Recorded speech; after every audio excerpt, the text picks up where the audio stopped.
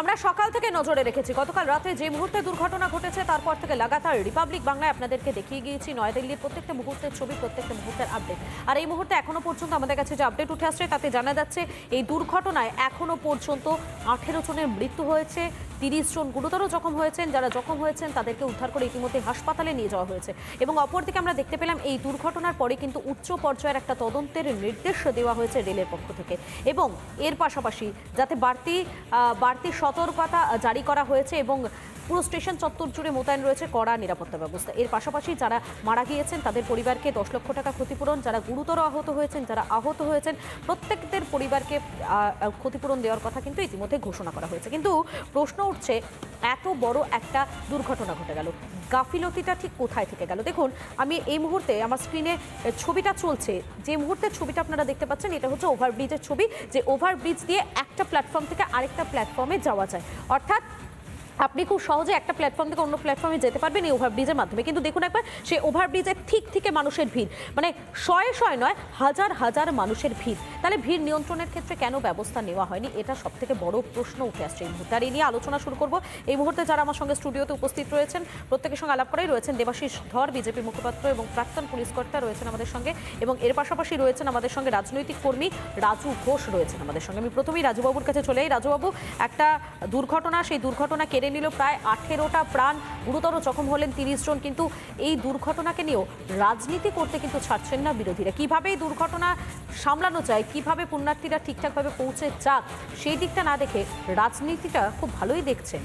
দেখুন, বিরোধীরা যেটা বলছে সেটা রাজনৈতিকভাবে বলছে, আপনারা বলছেন, কিন্তু আসলে যে জায়গাটায় সমস্যা সেটা আপনারা দেখছেন না। যেখানে প্রয়াগরাজ এত বড় একটা প্রচার করে, এত টিভি মিডিয়ায় দিয়ে এত প্রচার করে এত লোককে তারা ডাকছে, সেখানে ডাকার জন্য তাদের যে ট্রেন যাতায়াতের ব্যবস্থা, সেই ট্রেনগুলো তারা বাতিল করে দিচ্ছে।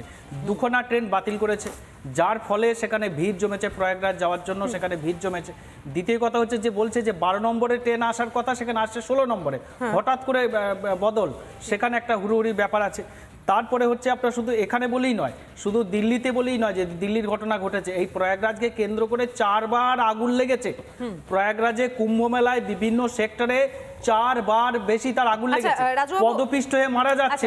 রাজবাবু, আমি আসবো, কিন্তু একটা কথা বলুন তো, যখন কোনো দুর্ঘটনা ঘটে সেই দুর্ঘটনা নিয়ে কি রাজনীতি করাটা কাম্য? আরে রাজনীতি কেন করব? রাজনীতিতে হচ্ছে না, যে জিনিসটা ঘটছে তারা সামলাতে পারছে না, তারা পারবে না কেন লোককে ডাকছে? রাজনীতি তো হচ্ছে, লোককে রাজবাবু 144 বছর পর যে সময়টা এসেছে, সেই সময়ে ব্যবস্থা কোথায়? দাঁড়ান রাজবাবু, একটু বলতে দিন। সেই সময়ে মহাকুম্ভে পুণ্য স্নানের জন্য দেশের মানুষ নয়, বিদেশের মানুষও কিন্তু আসছে। এবং আমি রাজবাবু, আমি নিজে মহাকুম্ভে গিয়েছি, আমি দেখে এসেছি সেখানকার উত্তরপ্রদেশের পুলিশ প্রশাসন কিভাবে ব্যবস্থা নিচ্ছে, এবং সেটা নিয়ে একাধিক প্রতিবেদন রিপাবলিক বাংলায় তুলে ধরেছি আমি এবং সন্তু, আমরা দুজনেই দেখেছি।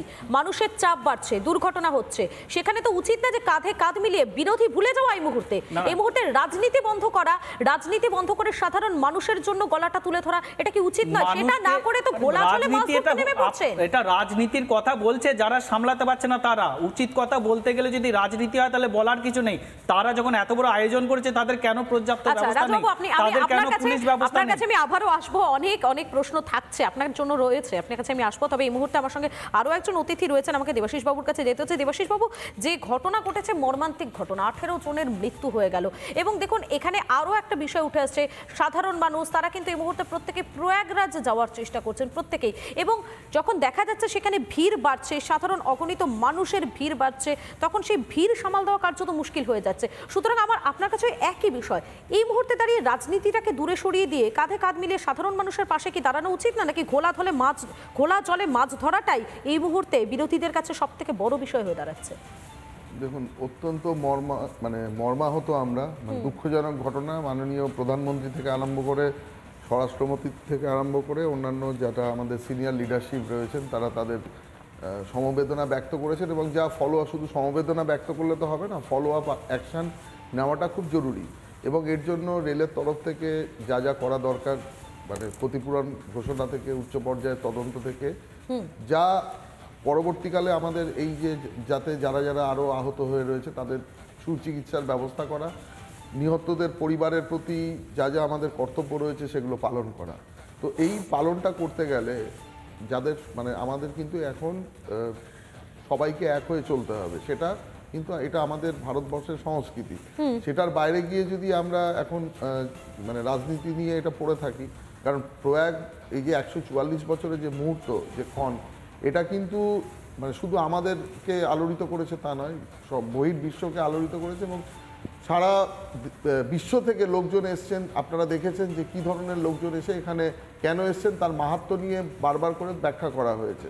তো সেই জায়গায় দাঁড়িয়ে নিঃসন্দেহে যে ঘটনা ঘটেছে সেটা নিয়ে কোনো এক্সকিউজ দেওয়ার কিছু নেই, বা যার মানে গাফিলতিতেই হোক বা যেখানে রিউমার ছড়ানোর জন্যই হোক, তার তদন্ত হবে এবং যথাযথ ব্যবস্থা অবশ্যই সরকার নেবেন, তার জন্য সমস্ত রকম পর্যায়ে ব্যবস্থা করা হবে। কিন্তু আমার মনে হয় যেটা আমাদের প্রসঙ্গ উঠেছে যে আমরা কাউকে আড়ালও করব না, কোনোভাবে এই ঘটনাকে চেপেও যাওয়া যাবে না, কিন্তু সবাই যদি না এই সময় একসাথে মিলিয়ে আমরা কিন্তু কখনোই বলতে যাব না যে গোটা ভারতবর্ষের ডেটা নিয়ে কোন বিরোধী রাজ্যে কি কি ঘটেছে সেটা নিয়ে আমরা আলোচনা করতেও চাই না, এ রাজ্যেও কি হয়েছে সেটা নিয়ে আলোচনা না। এ রাজ্যে যদি আলোচনা করতে হয় দেবাশিস বাবু, তালিকাটা ভীষণ দীর্ঘ, সে আলোচনা না হয় পরে হবে। কিন্তু আবার একটা কথাই বলছি যে এইটা কিন্তু আমাদের কালচারের মধ্যে পড়ে না। আমরা চাই যে সকলে আমরা এই ঘটনায় সমব্যথী হই, একেবারে এই ঘটনায় প্রত্যেকেই এই মুহূর্তে সমব্যথী। এবং দেশের প্রধানমন্ত্রী নরেন্দ্র মোদী তিনি ইতিমধ্যে সোশ্যাল মিডিয়ায় পোস্ট করেছেন, পোস্ট করে কিন্তু তিনি শোক জ্ঞাপন করেছেন। একবার আপনাদেরকে দেখাবো নরেন্দ্র মোদী তিনি কি লিখেছেন। তিনি লিখেছেন নয়াদিল্লিতে পদপিষ্টর ঘটনায় ব্যথিত, এবং তিনি এর পাশাপাশি লিখেছেন মৃতদের পরিবারের প্রতি সমবেদনা। প্রধানমন্ত্রী নরেন্দ্র মোদী তিনি সোশ্যাল মিডিয়ায় লিখছেন এবং লিখছেন জখমদের দ্রুত সুস্থতা কামনা করি। প্রধানমন্ত্রী নরেন্দ্র মোদী তিনি লিখেছেন এবং নয়াদিল্লির যে পদপিষ্টের ঘটনা সেই ঘটনায় তিনি ব্যথিত, অন্তত এমনটাই লিখছেন প্রধানমন্ত্রী নরেন্দ্র মোদী। শুধুমাত্র প্রধানমন্ত্রী নরেন্দ্র মোদী নয়, এর পাশাপাশি রেলমন্ত্রী অশ্বিনী বৈষ্ণব তিনিও সোশ্যাল মিডিয়ায় লিখেছেন। এবং অশ্বিনী বৈষ্ণব তিনি ইতিমধ্যেই সোশ্যাল মিডিয়াতে তিনি লিখেছেন নয়াদিল্লি স্টেশনে পরিস্থিতি নিয়ন্ত্রণে, আরপিএফ ঘটনাস্থলে পৌঁছেছে, জখমদের হাসপাতালে নিয়ে যাওয়া হয়েছে, বিশেষ ট্রেন চালু হয়েছে, উচ্চ পর্যায়ে তদন্তের নির্দেশ দেওয়া হয়েছে। অশ্বিনী বৈষ্ণব রেলমন্ত্রী তিনি এই বিষয়টি কিন্তু সোশ্যাল মিডিয়ায় তিনি লিখেছেন। আমি আবারও সরাসরি রাজুবাবুর কাছে চলে আসবো। আচ্ছা রাজুবাবু, আপনি বলছেন যে ব্যবস্থাপনার একটা অভাব রয়েছে। আপনাকে একটা সূত্র মারফত যে আপডেটটা উঠে আসে সেই আপডেটটা দিয়ে রাখি।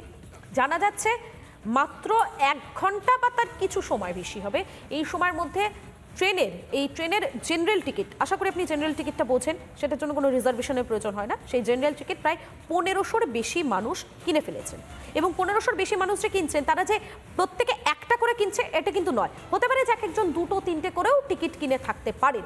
সুতরাং এই মাত্র 1 ঘন্টার মধ্যে যখন এতটা লোকের প্রেশার বাড়ছে, এতটা লোকের চাপ বাড়ছে, তখন সেটা নিয়ন্ত্রণ করার জন্য কিছুটা সময়ের দরকার হয়। এই বিষয়গুলোকে মাথায় রেখে যদি আপনারা একটু স্টেটমেন্ট দেন না, তাহলে খুব ভালো হয়। মানুষের যখন চাপ বাড়ছে তখন মানুষের পাশে দাঁড়িয়ে মানুষকে কিভাবে উপকার তাদের পাশে দাঁড়িয়ে করা যাবে সেটা যদি একবার বলেন না, সত্যি খুব ভালো হয়। দেখুন, নাচতে না জানলে উঠুন বাঁকা হয়। এখন ঘটনা হচ্ছে যে একবার রেল দুর্ঘটনা ঘটেনি, বারবার মাসে 3-4বার করে ঘটছে। প্রয়াগরাজের মতো একটা কুম্ভ মেলা হচ্ছে যেখানে সেখানেও দুর্ঘটনা ঘটছে। মানে রেলমন্ত্রী এখনো কিভাবে রেলমন্ত্রী পদে রয়েছে, প্রধানমন্ত্রী সাহেব এখনো কিভাবে তাকে রেলমন্ত্রী করে রেখেছেন এটাই ভাবার বিষয়। কেন তিনি এখনো পদত্যাগ দিচ্ছেন না? প্রধানমন্ত্রী কেন বলছেন না যে তুমি আর পারবে না চালাতে, অন্য কেউ এখানে বসুক, তুমি এখান থেকে যাও? এতগুলো রেল দুর্ঘটনা একবার হয়, 2বার হয়, 3বার হয়, 4বার হয়, এ তো অগন্তি 100-র কাছাকাছি চলে যাচ্ছে। মাসে 3-4বার করে হচ্ছে। প্রয়াগরাজেরটা তো আজকে নতুন নয়। মানে রেলে চাপতে মানুষ এখন ভয় পাবে যে রেলে চাপলেই দুর্ঘটনা ঘটবে। মানুষের রেলের প্রতি রাজুবাবু আপনার কথা তো এবার আমি একটা কথা বলছি। এই মুহূর্তে না পশ্চিমবঙ্গের মানুষও না হাঁটতে চলতে ভীষণ ভয় পাচ্ছে, জানেন তো? কোথায় কি অবৈধ বাজি কারখানা থেকে যাবে, কোথায় হট করে বিস্ফোরণ হয়ে যাবে, যার জেরে সাধারণ মানুষের প্রাণ চলে যাবে। এই সরকার, রাজ্য সরকার কি ব্যবস্থা নিয়েছে? রাজ্য সরকার যথাযথ রাজ্য সরকারই ব্যবস্থা নেয়, অন্য কোনো কেউ ব্যবস্থা নেয় না। বিভিন্ন জায়গা থেকে প্রত্যেকটা বাজি কারখানা দেখেছেন যেখানে আপনাকে একটু মনে করিয়ে দিই প্লিজ, এগরা হলো, দত্তপুকুর হলো, দাঁড়ান একটু শুনুন না বছরে প্লিজ প্লিজ। আরে বাবা, আগের তুলনায় অনেক কমেছে। আগে যদি 100টা হতো এখন 3টে হয়। এগরাতে 11 জন মারা গেল, দত্তপুকুরে মারা গেল, বজবজে মারা গেল, এবং তারপরে আমরা কল্যাণীতেও দেখলাম এমন একটা জায়গায় বাজির কারখানা, এগরা যে বাজি কারখানার মালিক সেটা বিজেপির লোক, শুভেন্দু বাবুর লোক। শুনুন, আপনি একটু শুনুন, এমন বজবজে শেষ বিস্ফোরণ যেখানে হলো, বজবজে যেখানে বাজি বিস্ফোরণ হলো, সেখানে দমকলের ইঞ্জিনটা পর্যন্ত ঢুকতে পারলো না, কিন্তু রমরমিয়ে অবৈধ বাজি ব্যবসা চলছে। কি করে চলতে পারে? বলছি এগরায় যে ঘটনা ঘটেছে তিনি আবার শুভেন্দু বাবুর লোক। দাঁড়ান বলছি, বিজেপির লোক এই সমস্ত গুলো করে। কমে গিয়েছে, রিসেন্ট ঘটনা। আগে 100টা হতো, আগে 100টা না বলছি, আগে 100টা হতো এখন 3টে হয়, অনেক কমে গেছে। আচ্ছা, রাজবাবু আপনার এই প্রসঙ্গ ধরেই দেবাশিস বাবুর কাছে আসে। দেবাশিস বাবু, আগে 100টা হতো, এখন 20 হতো, কিন্তু 100 থেকে 0 হলো না কিন্তু। কিন্তু আশা করা যায় শূন্য হবেও না, হয়তো ভবিষ্যতে আরো আমরা দেখতে পাবো। শূন্যটা কবে হবে বলুন তো এই রাজ্যে? দেখুন, একটা কথা আমি আবার বলি যে যেখানে 140 কোটির দেশ, সেখানে যদি আমরা আশা করি যে কোনো ঘটনা ঘটবে না, সেটা হতে পারে না। ঘটনা কেন ঘটছে সেটা জানাটা খুব ইম্পর্টেন্ট, এবং তার এগেনস্টে আমরা কি ব্যবস্থা নিচ্ছি। যদি এই বিতর্কে আমরা যাই, তাহলে আজকের যদি মাননীয় মুখ্যমন্ত্রী তার আমলে রেলমন্ত্রী থাকার সময় যে জ্ঞানেশ্বরী থেকে আরম্ভ করে কতগুলো দীর্ঘ লিস্ট আছে, এবং সেই সময় মানে এই জ্ঞানেশ্বরীর তদন্তে I was also a part of that team. আমি ওই আলোচনাতেও যাচ্ছি না।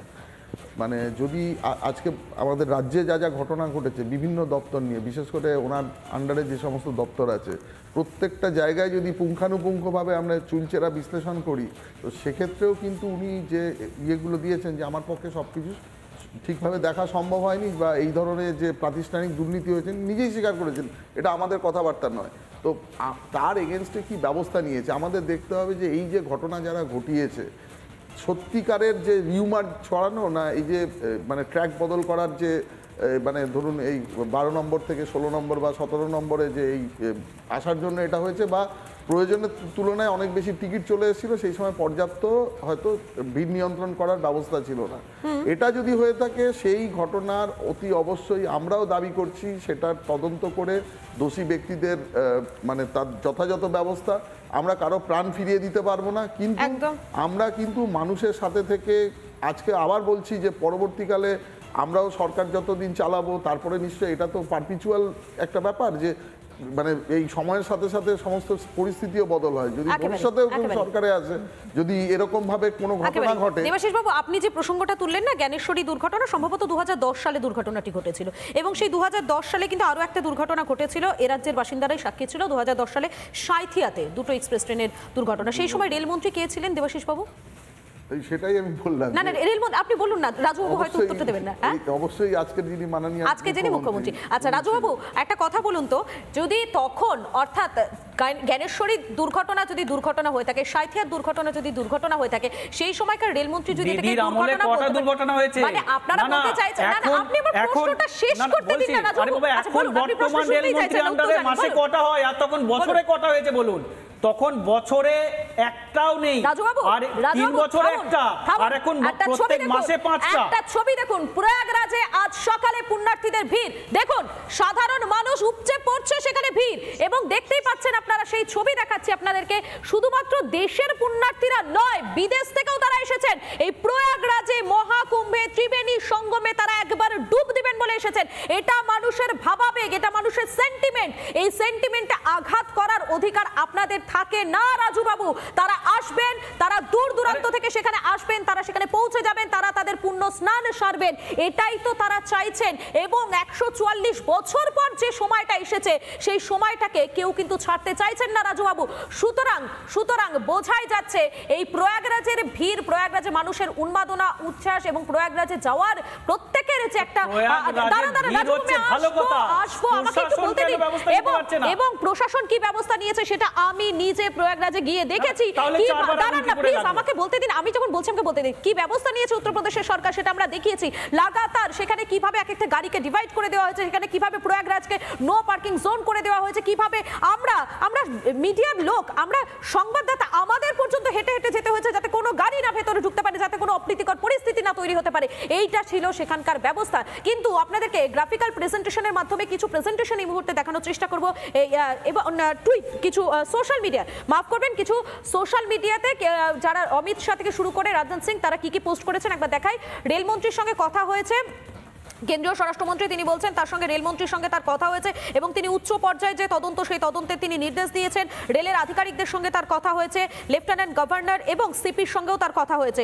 সাহায্য পৌঁছানোর নির্দেশ দিয়েছেন কেন্দ্রীয় স্বরাষ্ট্রমন্ত্রী অমিত শাহ। এবং এর পাশাপাশি রাজনাথ সিং প্রতিরক্ষা মন্ত্রী, তিনি সোশ্যাল মিডিয়াতে লিখেছেন, নয়াদিল্লি স্টেশনে ভয়াবহ দুর্ঘটনা, পদপৃষ্ঠে মৃত্যুতে আমি মর্মাহত, মৃতদের পরিবারের প্রতি সমবেদনা, আহতদের দ্রুত সুস্থতা কামনা করি, এমনটাই বলছেন রাজনাথ সিং প্রতিরক্ষা মন্ত্রী।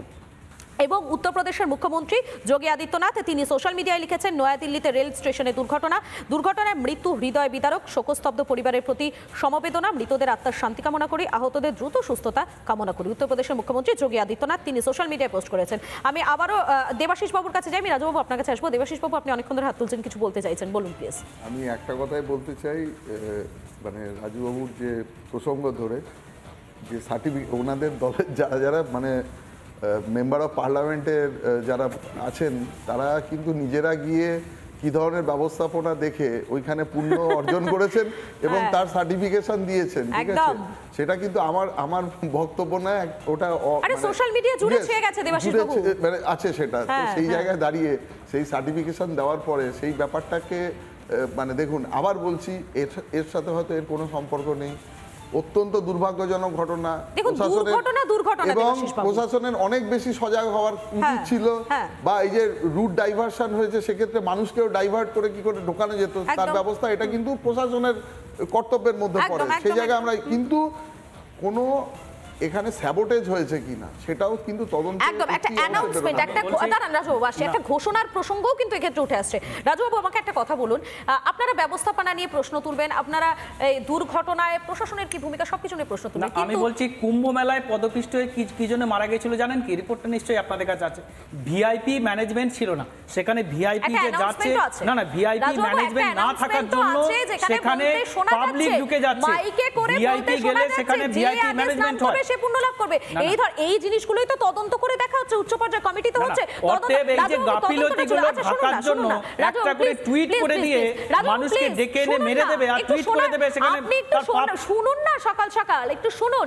যখন রেলমন্ত্রী ছিলেন মমতা বন্দ্যোপাধ্যায় তখন দুর্ঘটনা কটা ঘটতো সেই প্রসঙ্গ আপনি নিয়েছেন, কিন্তু তখনও দুর্ঘটনা ঘটেছে, তখনও মানুষের প্রাণ গিয়েছে, তখনও 3 বছরে একটা ঘটেছে আর এখন মাসে 6টা হয়। এই সত্যটা মানতে মমতাদির সময়ে 3 বছরে একটা দুর্ঘটনা আর এখন মাসে 5টা দুর্ঘটনা, প্রত্যেক মাসে নিয়মিতভাবে। রাজবাবু প্লিজ, আমি দেবাশিস বাবুর কাছে একটা বিষয় আসতে চাই। দেবাশিস বাবু, জানেন তো ছোটবেলা থেকে একটা জিনিস শিখে বড় হয়েছি, নিজের দোষটাকে সবসময় স্বীকার করতে শিখবেন, তাহলে বড় হয়ে এগোনোটা অনেকটা বেশি সহজ হবে। নিজের দোষ স্বীকার করলে ছোট হয় না, তাই তো দেবাশিস বাবু?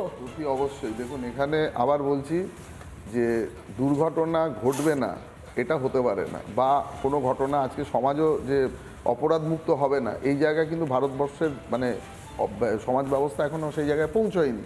তো সেখানে যদি আমরা এই চুলচেরা বিশ্লেষণে সারাক্ষণ একে অপরকে কাটাছেড়া না করে কি করে এটাকে আরও মিনিমাইজ করা যায়, এবং এই যে যারা এই ধরনের ঘটনা ঘটিয়েছে সেটা তো বেরোবে ভবিষ্যতে, তো তাদেরকে চিহ্নিতকরণ করে যারা যারা এই ধরনের অ্যাক্টিভিটির সাথে দেশের নিরাপত্তাও জড়িত আছে, তো এই বারবার যদি এই ঘটনা ঘটে তো সেক্ষেত্রে আমরা তাকে চিহ্নিত করে যদি সব পলিটিক্যাল পার্টি এতে সহমত না হয় তাহলে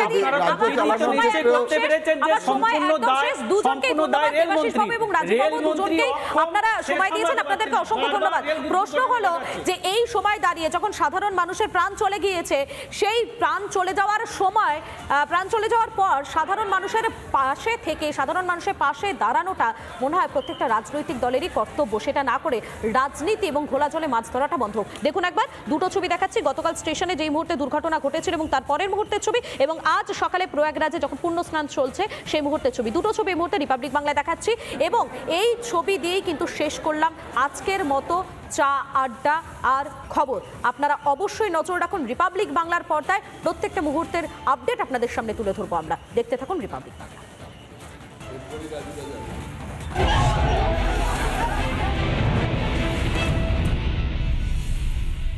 নানা ধরনের কন্টেন্ট দেখার জন্য লাইক করুন, শেয়ার করুন আমাদের ফেসবুক পেজ, সাবস্ক্রাইব করুন আমাদের ইউটিউব চ্যানেল। পাশাপাশি অন্যান্য ব্রেকিং নিউজের জন্য অবশ্যই চোখ রাখুন রিপাবলিক বাংলায়।